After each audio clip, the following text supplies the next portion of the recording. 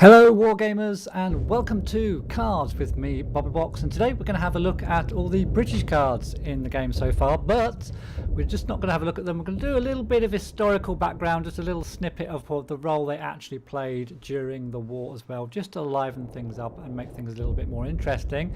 Now if I do get a few likes and a few comments maybe for these videos, I'll do them for all the different nations in this game, so just let me know if that's something you'd like to see. Also do put some comments down below if you do know anything interesting. Keep it short and snappy and sweet in the comments below if you know anything interesting about any of the units we're going to be talking about today.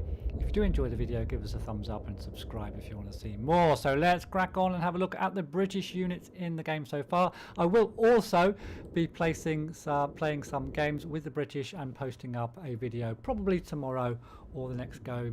Hopefully get a PvP in there as well using the British deck. I'll try to use all British, or I might mix it up with maybe some Americans as well. But we're going to start off by having a look at the British infantry. As you can see, we're a little bit limited with just 3 cards of British infantry currently in the game. The game is in alpha, in early access still, so there will be a lot more cards to be added and some balancing issues to address before the game is released clearly.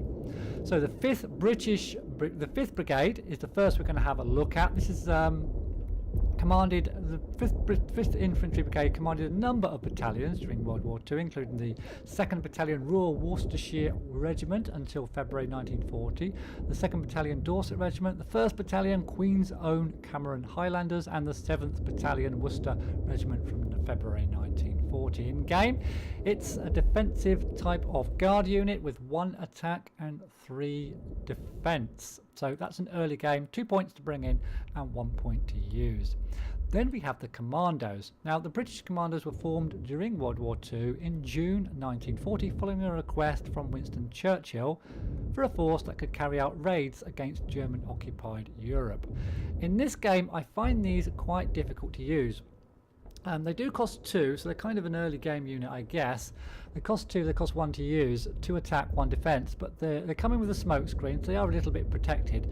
But the main thing that I have a look at is that whenever you give an order, they deal 1 damage to a random enemy. Now I've tried these and it seems the order is an order card, which we'll have a look at near the end of this video. We'll have a look at all the order cards for the Brits.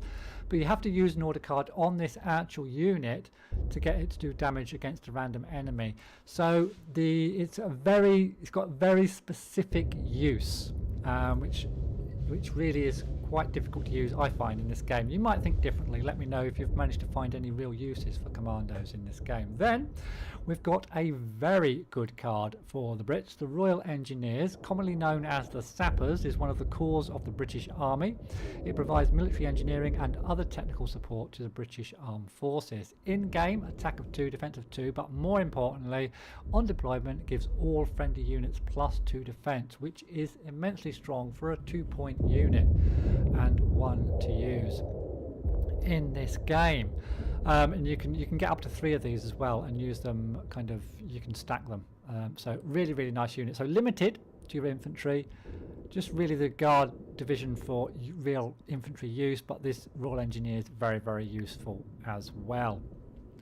Moving on to the artillery section, just 1 in the game so far, and it's the 25-pounder artillery piece. The 25-pounder was the major British field gun and howitzer during World War II and was introduced into service just before the war started. It does combine high angle and direct fire, relatively high fire rates, and a reasonably lethal shell, and a highly mobile piece as well. So a very nice unit for the British use throughout the Second World War. In game it's reasonably expensive at 4, but no more expensive than any artillery piece for any of the other factions. It's got an attack of 3, defense of 3, and of course it should be used from your support or logistics section of the game. Nice unit. Now currently there are, oh yes, we do have an anti-tank weapon, should mention that first, the 6-pounder. Now the 6-pounder is a quick firing 57mm gun serving as the primary anti-tank gun for the British Army during World War II, as well as the main armament for a number of armoured fighting vehicles as well. In game it's got an attack of 4 and a defense of 2, but primarily is there if you think the enemy is going to be using a lot of tanks and armoured vehicles, because it's got the anti-tank trait, which means it automatically fires at enemy heavy armour units that attack friendly units within the same front as your 6-pounder. It also comes in with a smoke screen, so quite a useful, quite situational again, like the Commandos, a bit situational, but a bit more useful than the Commandos, I think, with a cost of just 3. We haven't got any anti-air units as yet, any ground anti-air units, should I say, as yet for the Brits, and we haven't got any tank destroyers either. So we're going to move on to the tanks. We've got quite a few tanks in the British decks at the moment, but as you can see, once again, and this is a bit of a theme with the British, everything's a bit defensive, apart perhaps from your bombers. So everything's a little bit defensive, so you might have problems getting to that front line because you haven't got really any really attacking units at the start of the game. Getting control of that front line against blitzy kind of decks such as the I guess the Russians or the Soviets, and also the Japanese can be quite difficult as well for the Brits to try to wrestle control of that front line. So a lot of defensive tanks. We'll start off having a look at the Rolls-Royce. The Rolls-Royce was developed in 1914 and was primarily used in the First World War, in fact, but also in the early stages of the Second World War, especially in the Middle East and in North Africa. And it came in a variety of variants as well. In game, it is an early game use, I think. Card, Blitz, cost 1 attack, got 1 attack and 3 defense. Then we've got the Crusader Mark II. Now this is actually a rare card, but to be honest, looking at it, I'm not that bothered. I haven't got it yet. It's got an attack of 2 and a defense of 3. Comes in with a smoke screen, but does gain 3 attack when moved to the front line, which I guess can be useful if you can get to the front line, as the Brits early on in the game. Cost 3. In reality, the Crusader Mark II wasn't an amazing tank. It was basically an up-armoured version of the Crusader Mark I with just a 2-pounder 40mm main gun, which isn't too really powerful for a tank. Later upgraded to the 6-pounder though in the Crusader III, which this isn't, remember. So a bit of an underwhelming card, shall we say there, the Crusader Mark II, especially as a rare card. Then we've got one of the stalwarts of the British Army, the Churchill. The Churchill tank, a British heavy infantry support tank, best known for its heavy armour, well known for its ability to climb steep slopes, and its use as the basis of many specialised vehicles. It was also one of the heaviest Allied tanks of the war, and dare I say it, probably, and in fact it was one of the slowest. In this game though, it has got armour, heavy armour, so it receives 1 less damage when attacked by other units, and it's also a tank that is also a guard unit, which is quite rare, and I can't off the top of my head think of any other tanks that are guard units in this game. So it's got 6 guard, 6 defense and 2 attack. Then we've got probably the best British tank in the game so far, I would say. I mean, you might compare it to the Churchill, which costs the same, but this is probably better. It just hasn't got the guard. The Matilda Mark II, another infantry support tank, heavily armoured but with limited speed and armaments. Once again, it was the only British tank to serve from the start of the war to its end, although it is particularly associated with the North Africa campaign. Yeah, it does pin the enemy. I think if they attack it and if it attacks them, they do pin the enemy, so it can be kind of a delaying tank as well, and it's got good defense, another good defensive tank. Get a couple of these on the front line and you could probably doing with a couple of engineers supporting them, then you could probably be doing quite well as the Brits. Moving on though to have a look at probably one of the strengths of the British, which is their bombers. You can see they've got a nice array of bombers, all different prices, so you can bring them in at different levels of the game. But we'll start having a look at the most basic one, which is a rare card, the Swordfish. There aren't many bombers you can bring in early in the game, but if you got this one in your deck, if you were lucky enough to grab hold of one of these, then you could bring this in early with an attack of 1 and just an attack of 1 but a defense of 3. The Swordfish is really a biplane torpedo bomber operated by the Fleet Air Arm of the Royal Navy, operated primarily as a fleet attack aircraft. Although considered somewhat obsolete at the outbreak of World War II, the plane did go on to provide frontline services throughout the Second World War. So an early game bomber if you manage to get hold of one of those. Then we've got a more common unit, or a limited card, the Blackburn Skua, another carrier based aircraft operated by the Fleet Air Arm once again, which combined the functions of a dive bomber and a fighter. Saw service in the early part of World War II. In game, Attack of 3 and also a defense of 3. Really, the attack's the big one for the bombers, isn't it? You want the bombers with as big an attack as you can. But with this one, you also do a little bit of damage to the enemy HQ during the game. That's not so important for me as the Brits, because for the Brits, you need to get that front line somehow and then just grind down and destroy the enemy. So not too useful, I don't think, the Blackburn Skua.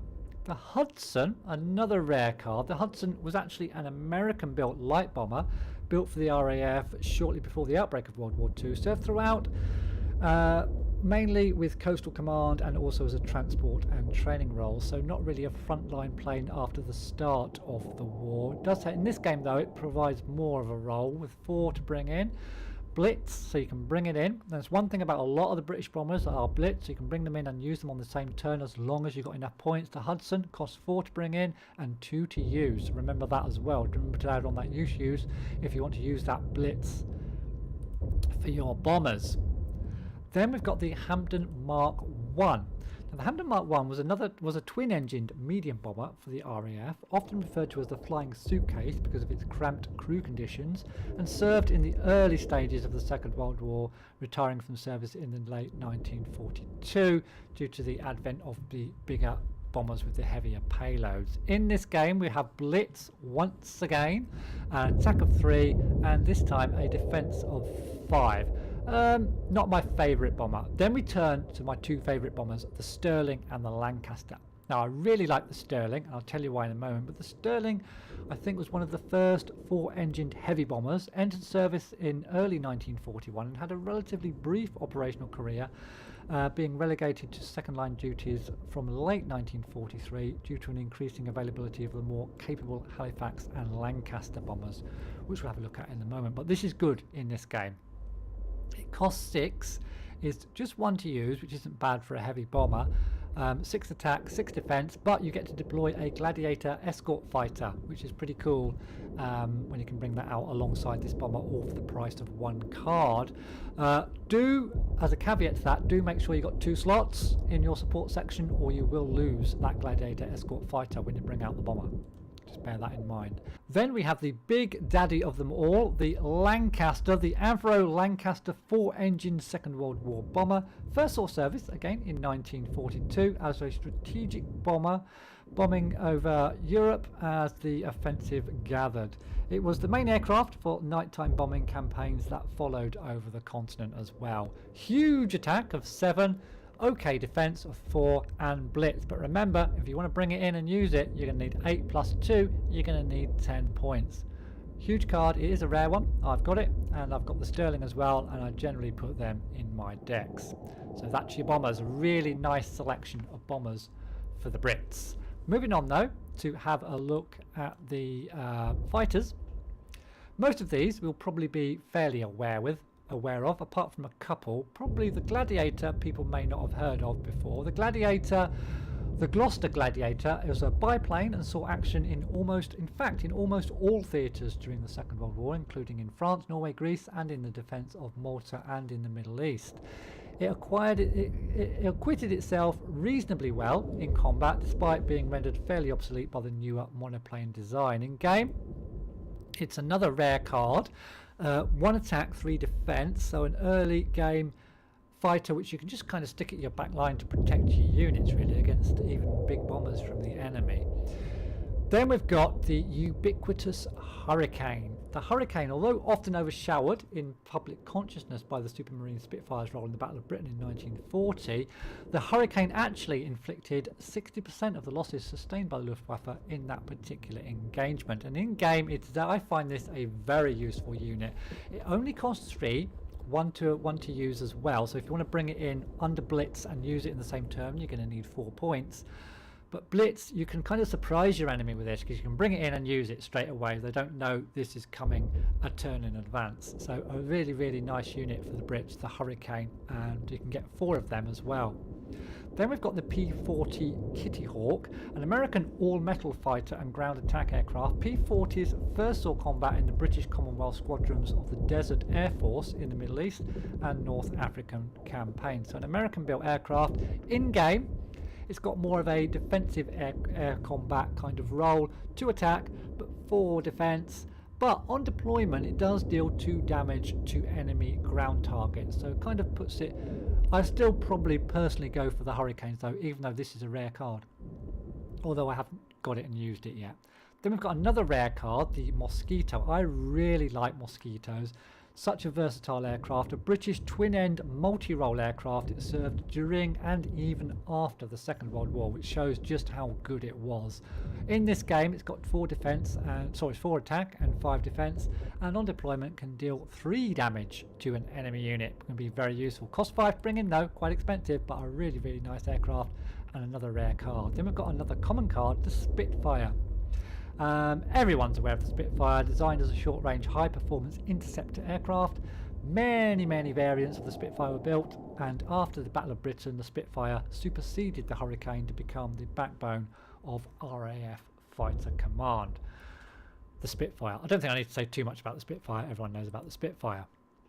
And then, really, to wrap up, we need to have a look at the specialist cards for the Brits. There's quite a lot of them, and there's some very useful ones indeed. If we go along the top row, first of all, we've got close air support, where we give a friendly unit +X, where X is the number of British aircraft on the battlefield. Haven't got that one yet, but it costs nothing to deploy this card.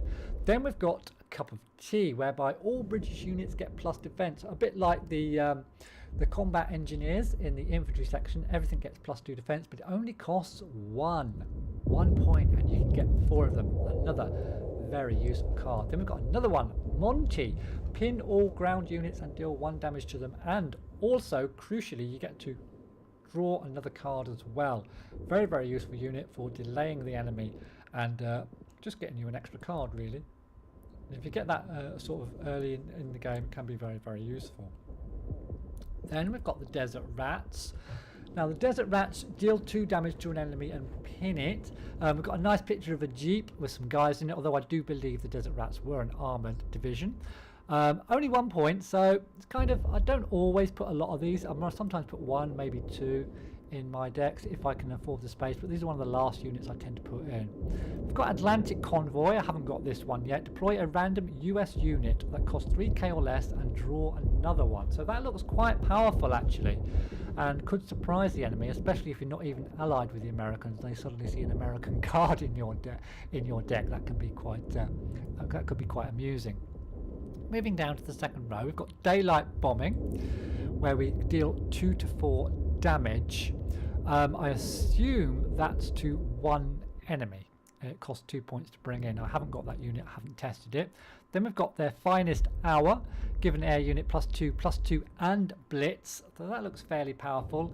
The Brits seem to be very powerful in the air if you can manage to get... as I say, it's all about, for the Brits, it's all about if you can wrestle control of the front line, you're going to do really well as the Brits. If you can't, then you just can't bring in your best units. For the King is a very powerful card, and I love this unit because it does 4 damage to an enemy armor unit, which can often kill off that enemy armor unit, and it only costs 2 points and you can get 4 of them. Then we've got Precision Bombing. If you have a bomber unit on the battlefield, destroy an enemy unit. Again, that can be useful. Supply Drop, +2/+3 to any unit, but it does have to be in the front line. Now, I don't always take this card because, as I say, it's sometimes difficult to get those British units into the front line, and so this is really a mid to late game, probably a mid to late game card for the Brits. Then we've got Blockade. Deal 1 unit to an enemy target, and your enemy discards a random card, so that can disrupt your enemy's strategic plans and delay the enemy a little bit. Convoy just says as it says, really, draw 2 cards, so you do have to produce this card to draw 2 cards, which costs you 3, so it's kind of swings and roundabouts a bit for that. Not one of the first ones I'll bring in. Now, don't overlook Fortification. Give your HQ 8+ defense, because with some of the divisions, or sorry, some of the factions you're going to be playing against, particularly I'm thinking about perhaps the a rush deck for the Soviets, or one of those decks from the Japanese where a lot of their units do damage to your base when they die. It can often be very useful just to get 1 or 2 of these cards in your deck, just to boost your defenses a little bit.